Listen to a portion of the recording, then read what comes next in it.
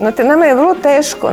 Arhitekta sazida nešto i kad ode u penziju ili umre, iza njega ostanu zgrade.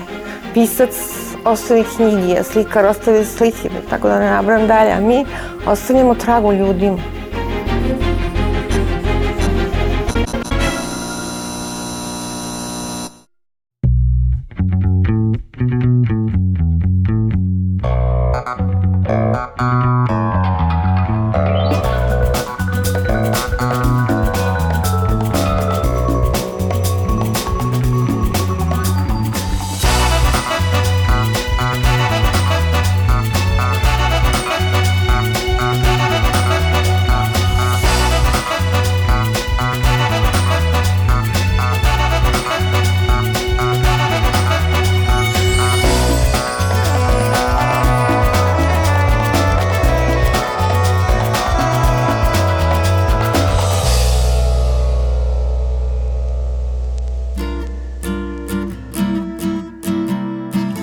Svetska zdravstvena organizacija procenjuje da danas u svetu od depresije boluje oko 300 miliona ljudi, a 50 miliona ih je obolelo od nekog oblika demencije. Šizofrenija pogađa oko 23 miliona, a bipolarni poremećaj oko 60 miliona ljudi. Da bismo pomogli sebi ili drugima, potrebno je da se o mentalnom zdravlju edukujemo barem onoliko koliko je neophodno da bismo mogli da pružimo pomoć. O profesiji, čiji predstavnici leče um i dušu, za našu emisiju danas govore Anica Dudvarski, Milica Novkov i Tijana Mandić. Kako se postaje psiholog i kako je izgledao vaš konkretno razvojni put? Pa moj put je relativno atipičan. Ja sam bila od one dece koje nisu znala šta hoće. Znači, ja sam bila dobra iz matematike i bila sam dobra iz crtanja, iz biologije, išla sam u neku biološku gimnaziju u Francuskoj i tako dalje. Nisam uopšte imala psihologiju. Ja sam jako zadovoljna. U mom slučaju to je ispalo dobro. Ali da ste me pratili od početka, znači u gimnaziji, to nije izgledalo dobro. Znači, treba negdje imati strpljenja sa sobom u izboru poziva. U drugom razredu gimnazije imali smo profesora koji je bio jako zanimljiv, Senti Antal se zvao, sećam se. On je bio nekako poseban, drugačiji od ostalih profesora. Bio je pun energije, zainteresovan za učenike, dinamičan. I negde sam ja pomislila da je to u stvari profesija koja nekako drži živog čoveka. Na Filozofskom fakultetu u Beogradu postoji katedra za psihologiju i ja sam tamo završila studije, a nakon toga sam završila specijalizaciju iz psihoterapije. Psiholog se postaje tako što se završi studij psihologije na Filozofskom fakultetu i pored toga ukoliko želimo da se bavimo i psihoterapijom, bitno je da završimo i neku psihoterapijsku edukaciju. Često ljudi ne prave razliku između psihologa i psihoterapeuta, tako da kada završimo psihologiju mi ne možemo da se bavimo i psihoterapijom, nego je potrebno da završimo i neku psihoterapijski modalitet koji traje otprilike koliko i studije psihologije. Ja sam se odlučila još u srednjoj školi da želim da se bavim psihologijom. Čim sam došla u kontakt sa temom, psihološkim temama, ja sam se zainteresovala i aktivirala. Tako da sam se uključila u nevladine organizacije gde sam radila kao volonter, kao savetnik još u srednjoj školi i već sam bila poprilično sigurna da želim da budem psiholog. Psihijatri su lekari koji prepisuju lekove, uspostavljaju medicinske dijagnoze, zaduženi su za lečenje duševnih bolesnika i pacijenata koji pate od različitih vrsta psihičkih tegoba. Psiholozi nisu lekari. Njihov pristup tretmanu ljudi sa psihičkim tegobama nije medicinski. Oni ne postavljaju medicinske dijagnoze i ne prepisuju lekove, već se bave sprovođenjem psiholoških tretmana. Psihoterapeuti mogu biti i psiholozi i psihijatri, a u nekim evropskim zemljama i stručnjaci iz drugih oblasti humanističkih nauka. Decenijama su u našem društvu postojale velike predrasude na temu odlaska kod psihoterapeuta. Da li smo vremenom ipak postali malo otvoreniji? Mislim da postoji jedna teškoća kod nas koja doprinosi tome da se te predrasude i dalje neguju, tako da kažem, a to je u našim vaspitno-obrazovnim ustanovama. Nažalost, psiholozi imaju malo prostora da rade neke zanimljive stvari sa decom, na primjer radionice u kojima bi sa njima radili na raznim njima zanimljivim temama. Ja mislim da društvo jeste postalo otvorenije. Pre 15 godina kada sam počinjala da se bavim ovim poslom, postojalo je dosta predrasuda i bilo je sramota reći da idemo kod psihoterapeuta ili da smo potražili pomoć. Sada mi se čini da je situacija drugačija, da veoma često ljudi kada imaju problem se odluče da se posavetuju i traže stručnu pomoć. Mislim da je to dobro i da je to veoma korisno i ja bi motivisala ljude da zaista ako osete da su se zaglavili, da ne znaju kako dalje, da se osjećaju da su blokirani, potraže stručnu pomoć, zato što sa nekim i malim intervencijama i malim usmerenjima mogu da prevaziđu problem u kojem se nalaze. Poznato nam je da kod psihoterapeuta ne možemo provesti ceo dan i da svaka seansa sa razlogom ima određenu dužinu trajanja. Kako onda zaista izgleda radni dan u ovoj profesiji i od čega se sastoji?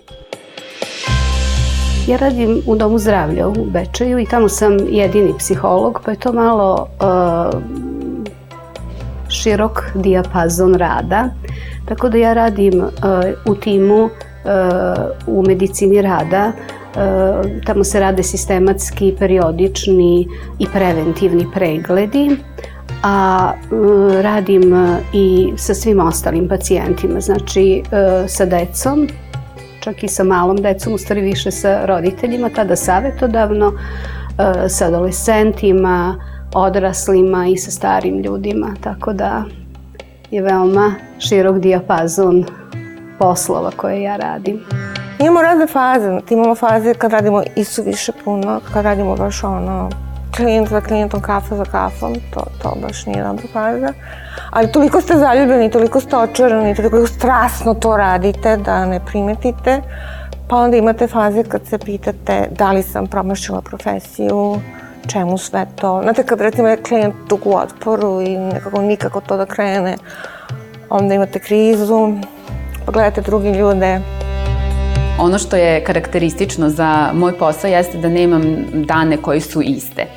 Najčešće sam na putu u smislu da idem kod klijenata gde radim individualni coaching sa zaposlenima u nekoj kompaniji ili održavam neki trening, timski coaching, to je kada sam na putu, kada sam kod klijenata, a kada sam u kancelariji sa kolegama najčešće planiramo, pripremamo nove programe, razvijamo naš tim, učimo nove stvari jer je to jedna jako važna odlika psihologa, odnosno vrednost koju treba da neguju, a to je lični rast i razvoj i učenje novih stvari kako bi mogli da pomažu i drugima. Da li brige sa posla nosite i kući? Da li razmišljate o problemima pacijenata u slobodno vreme?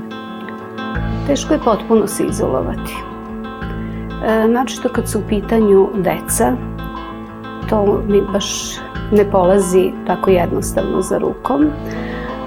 I kad su u pitanju neke traume ili gubici, naročito gubici dece i iznenadni gubici ili samoubistva u porodici, to su ipak situacije koje ne mogu tako lako da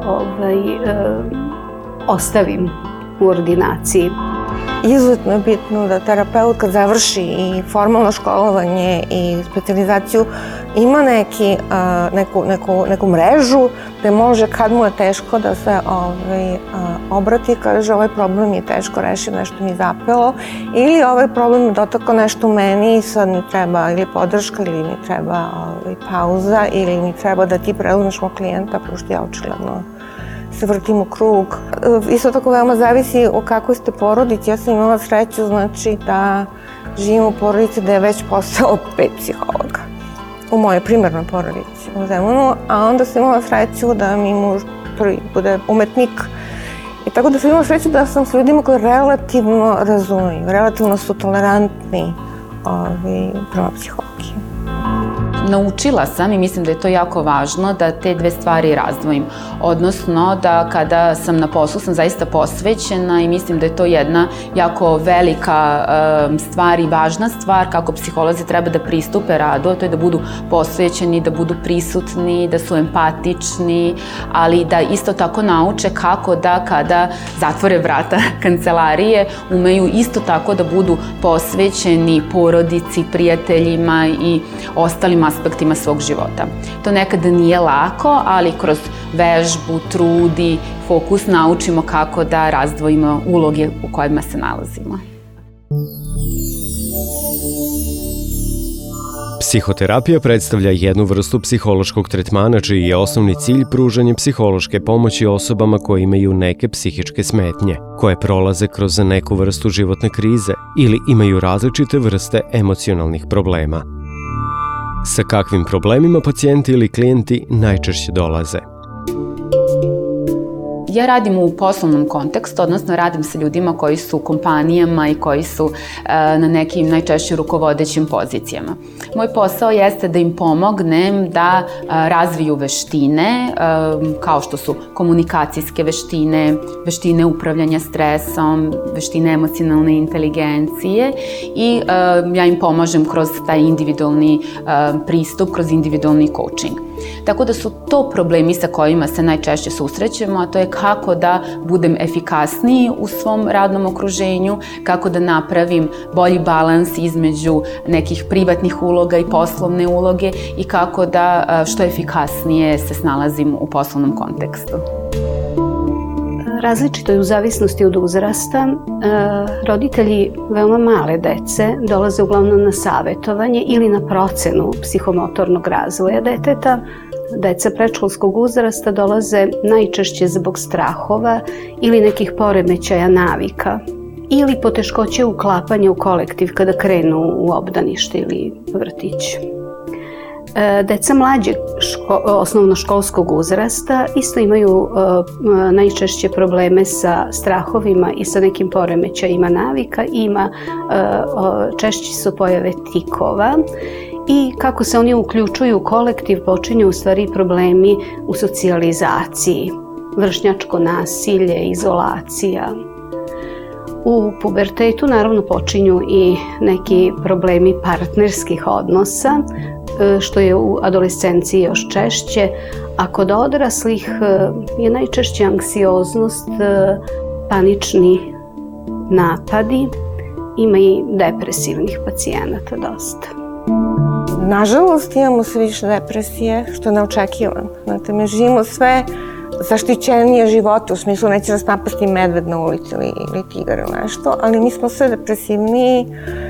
Zvuči kao da živimo u sve surovijem svetu, da sve brže i brže moramo da se adaptiramo. A to nekako ne ide uz to da civilizacija ipak napreduje. Znate, nemamo iste bolesti, ne umiramo od kuge. Mislim, postoji tu neki paradoks. A kažite mi, da li postoji neki primer koji biste mogli da nam navedete, recimo neki najveći problem koji ste rešavali sa klijentom do sada? Značajan period jeste bio kada sam radila u Centru za ratnu traumu i tada smo zaista susretali ljude koji imaju posttraumatski stresni poremećaj, koji su bili u teškim okruženjima i u ratu i to su zaista onda priče koje nose jednu određenu težinu. Sada, trenutno, najčešće radim sa ljudima koji imaju neke razvojne izazove, razvojne probleme na koje treba da nađu odgovor i to nije tako teška priča kao priča koja nosi sa sobom neku traumu ili slično. Pa u početku ja sam radila sa teškom patologijom, znači radila sam sa funkcionalnim psihozama. Izlazak iz halucinacija i testiranje realnosti, kad neko počne konačno da polako mis testira realnost i to mu ide i ego mu je sve jači, tu sam doživljavala kao veliko zadovoljstvo, to je postignuće, do traumatskih priča. Ono što mi sad pada na pamet, to je jedna devojka koja živi u porodici gde je i starija psihotična sestra, roditelji koji su dosta okrenuti ka toj devojci i nekako je ova mlađa bila u senci. čak nije ni srednju školu upisala. I mi smo, evo već 10 godina ona dolazi kod mene i ona je vanredno završila srednju školu, položila je vozački ispit, mnogo je sigurnija u sebe i to mi je nekako, čini mi se, evo sad mislim da mi je to najveći uspeh. Statistike o broju obolelih, o uzrocima onesposobljenosti za rad, o bolničkom lečenju i uzrocima mortaliteta stavljaju mentalne poremećaje na sam vrh liste najčešćih bolesti. Psihoterapeuti se konstantno bave problemima. Šta je onda u ovoj profesiji lepo, a koje su njene najteže strane? Najlepše su upravo to što sam sada rekla, kada i vidite da se osoba probudi, da pronađe sebe, da se ostvari, da ste joj pomogli da bude sigurna u sebe, da u svom životu pravi izbore koji su joj korisni. To su situacije kada sam zaista zadovoljna. Najlepši deo rada sa ljudima jeste to što gledamo kako oni rastu, razvijaju se i kad možemo da im pomognemo. Ako uspemo da im pomognemo da reše problem, da odgovore na neko svoje važno pitanje i mi to vidimo, to je neverovatna motivacija i jako dobro se osjećamo posle toga. Druga pozitivna stvar je što svakim danom upoznajemo, srećemo nove ljude. Veoma je dinamično i kroz taj proces pomaganja drugima mi se isto razvijamo, učimo nove stvari i to je za nas veoma pozitivno i motivišuće. Najlepše strane su što ipak dobro u čoveku postoji. Znači, čak i u najcrnjim momentima nečije patologije vi otkrijete neku dobrotu, vi otkrijete neku lepotu. Ne znam, radite s nekim ko je baš, ajde sad tako narodski se izrazim, poremećen, koji ode skuva neku supicu, odnese nekoj baki zato što ona sama. Znači, tu kad nađete tu neku ljudskost, tu neku dobrotu, lepotu nekome ko se bori sa takvim rakom, onda vam to vrati veliko poverenje u ljudsku rasu, s jedne strane. A najteži momenti su to što je lako u stvari zgaziti čoveka. Znači što destrukcija nekako, destrukcija ima svuda, jel, na svakom nivou i sad vi zidate i gradite godinama i postoji zloba koja je nekultivisana, nesublimisana, koja onda dođe to samo zgaziti što ste vi radili godinama ili povredi tog čoveka s kojim ste vi toliko radili na krhkom egu. Manje lepe stvari su to što sam isto pomenula, problemi koje imaju deca, naročito u odnosima sa vršnjacima i u porodici. Nasilje nad decom je meni najteže. S druge strane, negativna stvar u pomaganju drugima jeste što mi moramo da imamo jednu ozbiljnu dozu samopouzdanja, stabilnosti, emocionalne sigurnosti. To je jedan rad u kojem mi moramo da damo drugima, a dešava se da mi nekada nismo motivisani, da smo umorni, da mi imamo svoje neke lične probleme, a potrebno je da uložimo energiju i trud u saradnji i komunikaciji sa drugima. Procenjuje se da u Srbiji oko 400.000 ljudi u nekom trenutku života ima problem sa depresijom. Mnogi od njih pomoć traže samo preko interneta, kod neproverenih ljudi i samozvanih doktora za dušu. Šta o ovoj modernoj pojavi kaže struka? Mislim da svako ko se bavi dušom, psihom čoveka treba da ima bazična znanja iz psihologije. Znači da poznaje razvojne faze, da zna šta, kad, u kom periodu života je normalna pojava, a šta nije. Nema jednog rešenja, znate, svako ima neko svoje iskustvo i nije jedno rešenje za svakoga i tu treba biti oprezan. to što postoji veliki broj i knjiga i saveta i ljudi koji se time bavi, govori da postoji potreba. Meni je drago da su ljudi spremni da čitaju o ličnom razvoju, da ulažu vreme i energiju.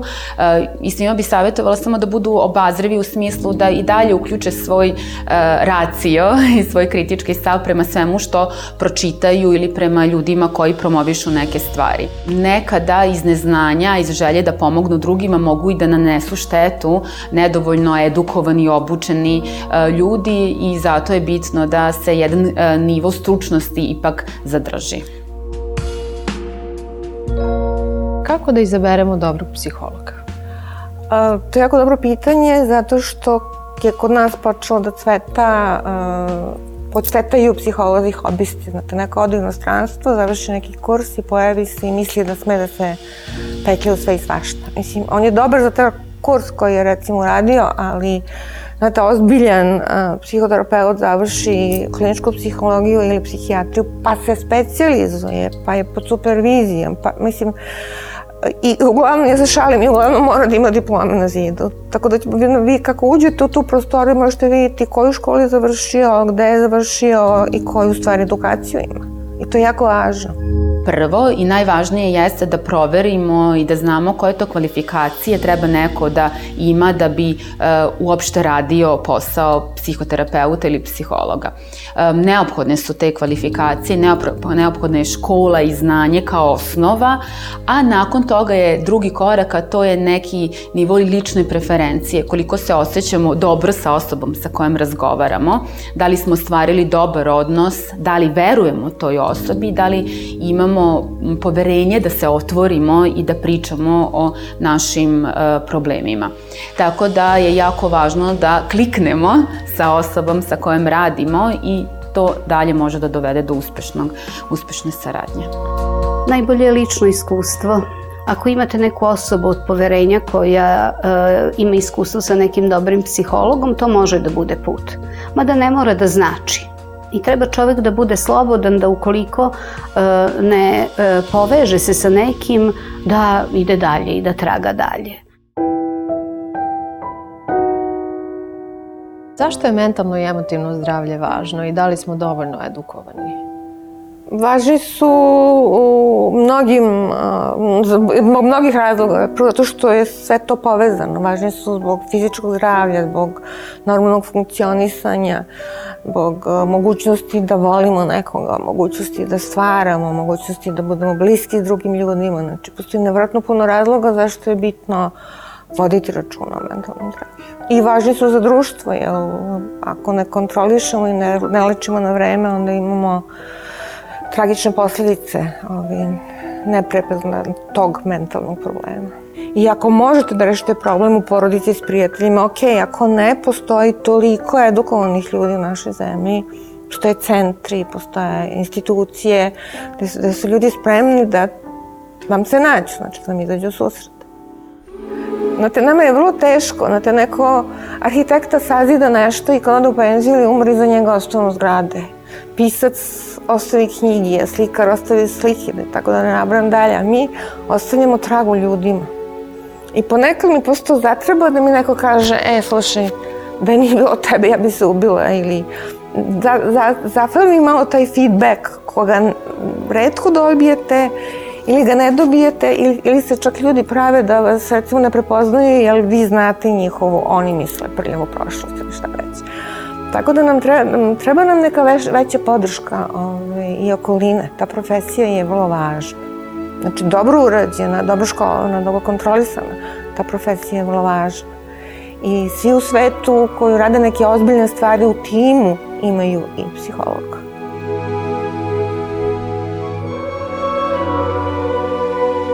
I šta onda mogu biti posljedice ukoliko to ne učini se na vreme? Ukoliko imamo problema sa mentalnim zdravljem, vrlo često se ljudi tada povlače, razvija se nesigurnost, odustaje se lakše od svega. Tako da, u stvari, kao i kod fizičkog zdravlja, kada postoji neki problem, to nas svakako limitira. i važno je da se time pozabavimo. Nekada ljudi čekaju dugo. Znate, ja sam u prilici recimo da čujem kada mi dođu pa pričaju o nekim problemima, pa ja pitam kada je to počelo. Kao pa ne znam, pre par godina i tako. Tako da što se duže čeka, duži je i period oporavka. Tako da je bitno, znači čim imamo neku poteškoću, mi treba da se javimo. Kao što se javljamo lekaru, zubaru, tako treba potražiti pomoć psihologa.